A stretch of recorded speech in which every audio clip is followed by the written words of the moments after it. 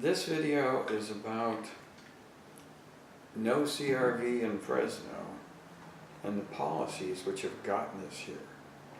So, first of all, let's go into the history.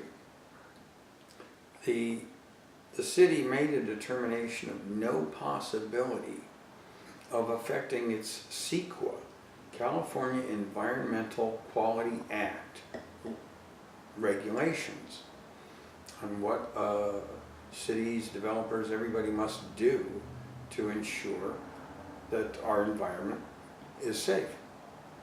And CEQA comes under Cal EPA, as does the Cal Recycle and DTSC and these other agencies. And once they made that decision, they didn't have to do anything. No possibility meant we're not going to bother anything. Yet, many things will be bothered, and they can be measured. That effect can be determined. You have to do your homework, you have to do your legwork, but this can be determined. So, number one, they had an ordinance, a proposed ordinance, and Planning Commission turned it down unanimously.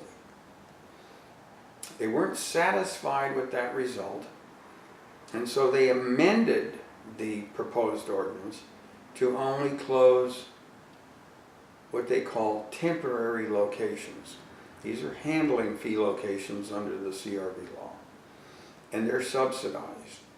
And their solution is to move them to another part of town where they won't be in the way. However, those businesses are subsidized by the state. And by moving to a place that does not qualify for subsidies, you're basically ensuring that these businesses will not come back. Okay?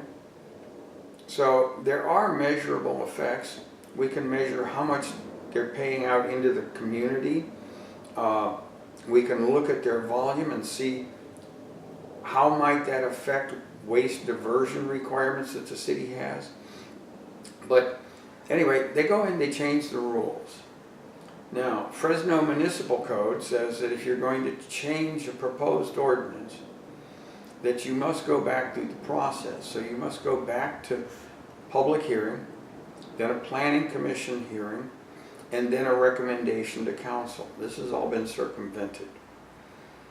Now, because of no possibility, federal municipal code was also ignored.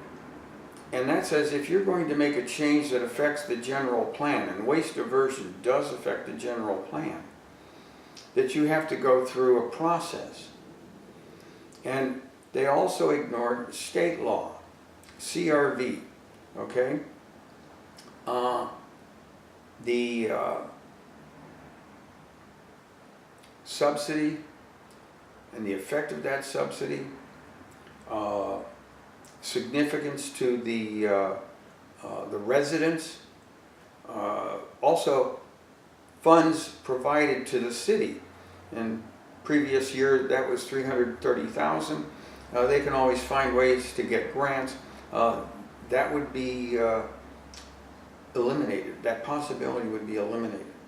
And the section of law that comes from within the Act for the beverage containers is one that also says that there are other payments that the state can stop.